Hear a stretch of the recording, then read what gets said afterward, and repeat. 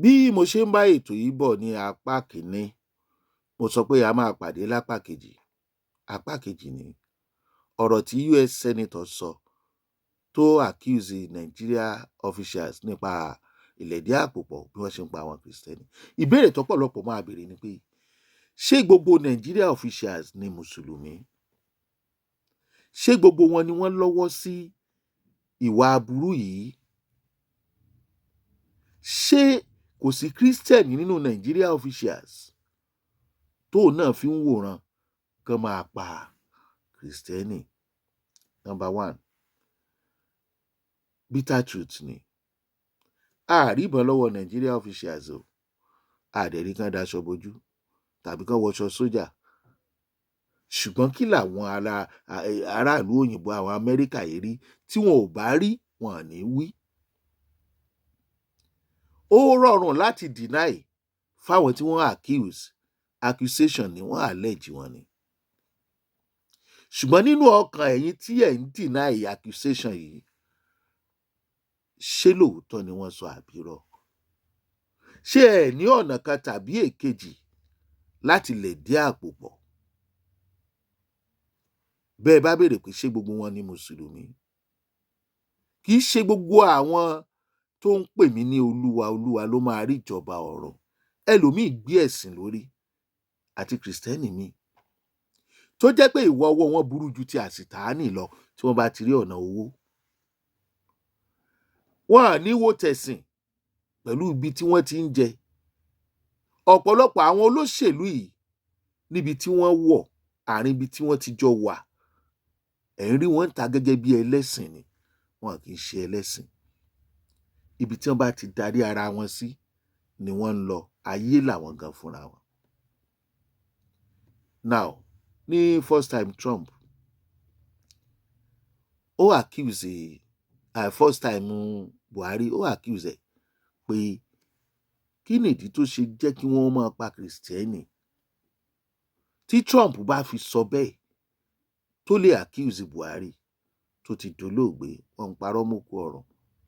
Bó bá jẹ́ bẹ́ẹ̀ ni, ó allege Ọlọ́run rí. Bó bá jẹ́ pé ó parọ́ mọ́ ni, Ọlọ́run rí Buhari fúnra ibi tó wà lọ. Torí táwọn olóṣèlú kì í rántí ni pé ibi tí àwọn Buhari wà, àwọn lọ ọbẹ̀. Alhaji Shehu Shagari dà, Awólọ́wọ̀ dà, Akíntọ́lá dà. Ìtàn oníkálukú sì wà ń bẹ̀. Tígbà tí Trump wà accuse tó bá jẹ́rọ́, ọdún 8 Buhari, ìgbà wo ló fi gbé ìgbésẹ̀ láti ṣẹ́gun àwọn afẹ̀míṣòfò? Ṣé ayé ẹ̀kọ́ ni wọ́n gbilẹ̀? Mélòó nínú àwọn tó ń bá a ṣiṣẹ́ gẹ́gẹ́ bí àwọn agbẹnusọ la rí ipa wọn lórí ọ̀rọ̀ àwọn afẹ̀míṣòfò? Bàbá tó sọ̀rọ̀ ń gbà yẹn, Lai Muhammed, wọ́n sọ̀rọ̀ nípa àwọn agbésùnmọ̀mí ń gbà yẹn. Kí ni wọ́n sọ? Àwọn gan sọ̀rọ̀ débi pé Ọlọ́run má jẹ́ arógun insurgency. Màá fi fídíò yẹn hàn yín. Ẹ jẹ́ a jọ wo ọ̀rọ̀ bàbá Lai Muhammed. Ṣé lóòótọ́ làwọn pípù yìí tájẹ̀tì Kristẹni? Ṣé irọ́ ni? Kí ló dé tí wọ́n fi tájẹ̀tì Kristẹni? Ó ń padà bọ̀. Specifically to address the issue of insecurity, with particular reference to the role of Boko Haram and the Islamic State in West Africa. Also, so that we can highlight what the military is doing in this regard, and also to rally support for the gallant men and women who are making all necessary sacrifices to keep us safe. As we will have noticed, Boko Haram and the ISWAP have recently changed their strategy. In the wake of their ceaseless pounding by the military, at its peak, Boko Haram, you remember, in particular, was a fighting force, conquering and keeping territories, installing and imposing emirs, and also collecting taxes. He then had the capability and capacity to take the battle to many states, mostly in the north, as well as the Federal Capital Territory, where it bombed the police headquarters, the UN complex, shopping complex, and even motor parks here in Abuja.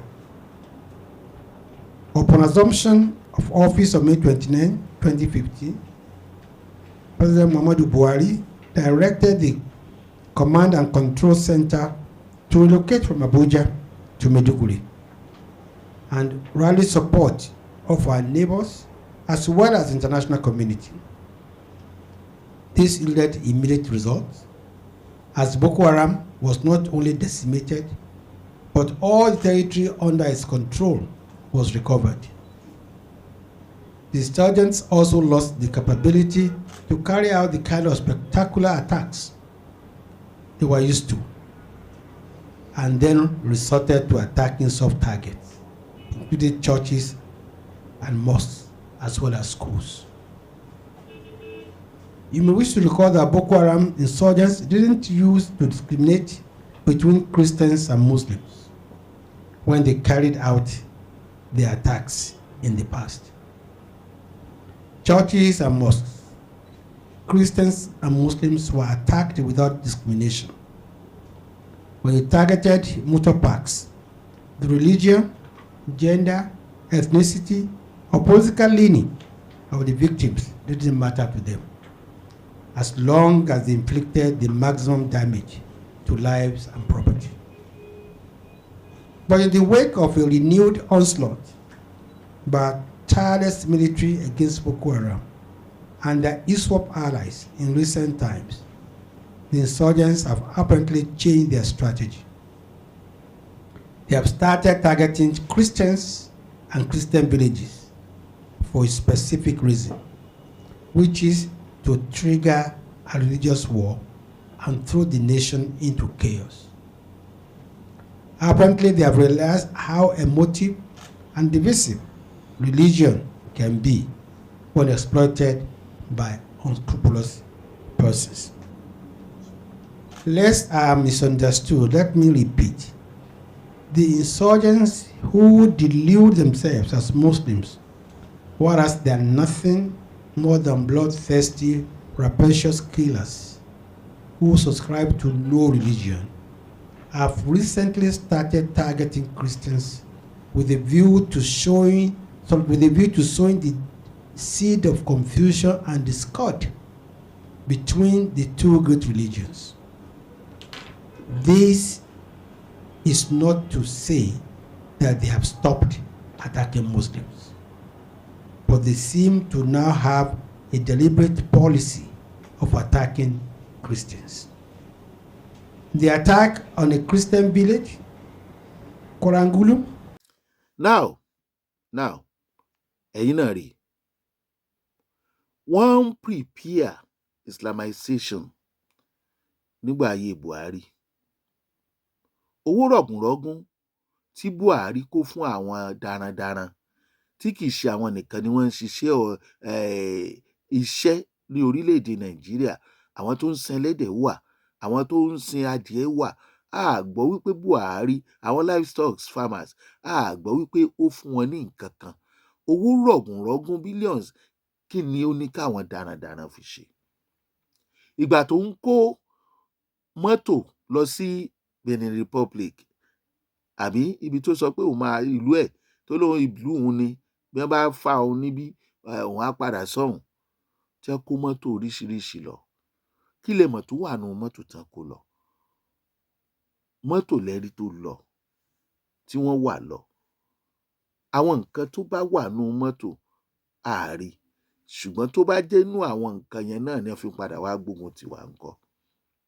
Torí bí nǹkan ìjà ogun ọba dé, tó bá dé sírú ọ̀dọ̀ wa ń bí, tí wọ́n sì mọ̀ pé ààrẹ ló ní, kò sí anybody tó tó bẹ́ẹ̀ kó béèrè.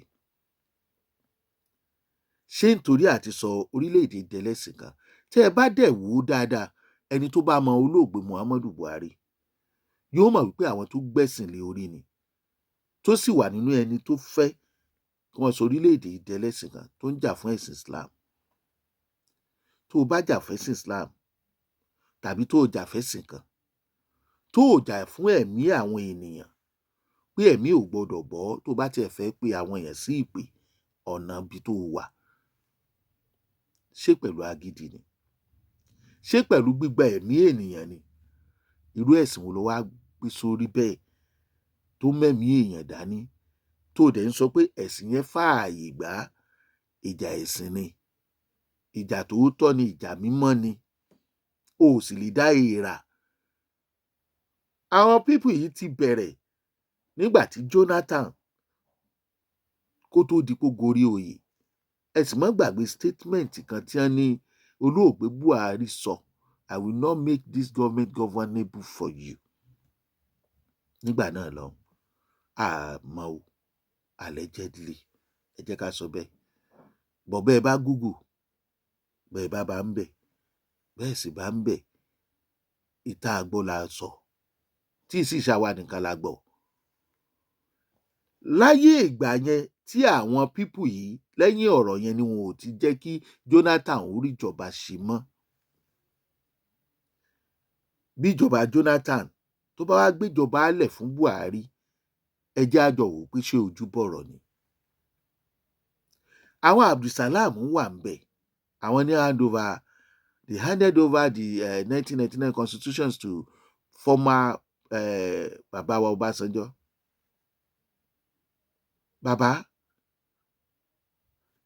láyé ìgbà tí wọ́n ń béèrè wípé àwọn nǹkan ìjà ogun tí wọ́n ní kí wọ́n rà fáwọn ọmọ ogun orílẹ̀-èdè Nàìjíríà, pé àwọn ọ̀gá wọn kan kówó yẹn, wọn rí nǹkan ìjà ogun. Àwọn tí wọ́n ní wọ́n jẹ́ ọ̀gá ń gbà yẹn, ǹjẹ́ ẹ lè rán wa létí ṣẹ̀ríà tí wọ́n dá fún? Tí máa ń sọ ṣẹ̀ríà, ìdájọ́ ni mò ń sọ nípa ẹ̀. Ṣé ẹ mọ̀ wípé àwọn pípì náà ni wọ́n fẹ́ gbé ṣẹ̀ríà wá? Wọ́n gbà pé ìdájọ́ òdodo ni kán máa pààyàn tó bá fẹ́ kúrò nínú ẹ̀sìn, tàbí tó bá lóun ò ṣẹ̀sìn yẹn, ìgbàgbọ́ tiwọn nìyẹn. Àwọn yẹn ni wọ́n dẹ̀ ń fa wàhálà àwọn afẹ̀míṣòfò táwọn ọmọ Yorùbá kọ̀ọ̀kan tí wọ́n jà làkàtàkìtì tí wọ́n ń tẹ̀lé. Tí wọ́n bá wá fẹ́ lo ṣàríà yẹn fún àwọn ọ̀gá ológun ìgbà yẹn, ní ayé ìgbà tí Jonathan wà ń bẹ̀, Buhari wà ń bẹ̀, àwọn tí wọ́n ní kára nǹkan ìjà ogun olówó iyebíye, níbo lowó yẹn wọlé sí? Kí ló dé tí wọn ò pèsè nǹkan ìjà ogun nígbà tí ọ̀rọ̀ àwọn Boko Haram, swap, bandit gbogbo ẹ̀ ti wà, làkúráwà tó ti wà? Kí ló dé tí wọn rò nínú ara wọn wípé nǹkan ìjà ogun tí Nàìjíríà ń lò ó lè ṣe àkóbá fáwọn ọmọ ológun, tí wọ́n dẹ̀ rírò ìtàwọn agbésùnmọ̀mí ń lò, tó wá jẹ́ pé gbà yẹn ni olóògbé Muhammadu Buhari rò wípé ó yẹ kí kóun kówó fún àwọn darandaran. Kí làwọn darandaran fowó ṣe? Torí ọ̀pọ̀lọpọ̀ àwọn darandaran, ẹran tán ń dà kò lè fún wọn ní owó tí wọ́n fi ra ìbọn, torí àwọn gan dà. Ẹ̀yìn ìgbà yẹn ni ìbọn wá di tọ́rọ́ fọ́n kálé lọ́wọ́ àwọn darandaran. Níbo ni wọ́n ti rówó? Bàbá wa Ọbásanjọ́ sọ̀rọ̀ kan láìpẹ́, wọ́n nígbà ogun abẹ́lé ọ̀pọ̀lọpọ̀ ni ò dá ìbọn ẹ̀ padà. Èyí ló jẹ́ kí àwọn nǹkan ìjà olóró kó pọ̀ ń tà. Díẹ̀ nìyẹn. Látìgbà yẹn, ẹ mọye ìjọba tó ti ṣe tí gbogbo ọ̀rọ̀ yìí ò sí. Látẹ̀yìn ogun abẹ́lé, ṣé ìbọn ogun abẹ́lé tí wọn ò dá padà ni wọ́n ń lò ní ìsìn tí wọ́n fi ń dá wàhálà lẹ̀? Ìtà ń sọ pẹ̀lẹ́ yẹn bàbá wa èrè. Ẹ má jà á rí tọ́rọ́ ká pè ní kọ́bọ̀, ẹ má jà á rí dúdú ká pè ní funfun. Ọ̀rọ̀ wà nú ọ̀rọ̀ tẹ́ ẹ sọ, ó ṣeé ṣe kó jẹ́ pé ara ìbọn yẹn wà ń bẹ tí wọn ò dá padà, ṣùgbọ́n ṣé ìbọn yẹn làwọn ìbọn tí àwọn Fúlàní ń gbé kiri ní ìsìn? Kọ́lọ́run kó ṣàánú wa ni. A tún pàdé lápá kẹta, mò ń bọ̀ wá, ẹ jẹ́ á máa tẹ̀léra wa bọ̀. Jùgbà Master Charles lẹ tí ń wò wá, Bitter Truth lẹ́tọ̀, Ṣeun Agboola lórúkọ tèmi. Kò tí ì tán o, a ṣì ń bọ̀.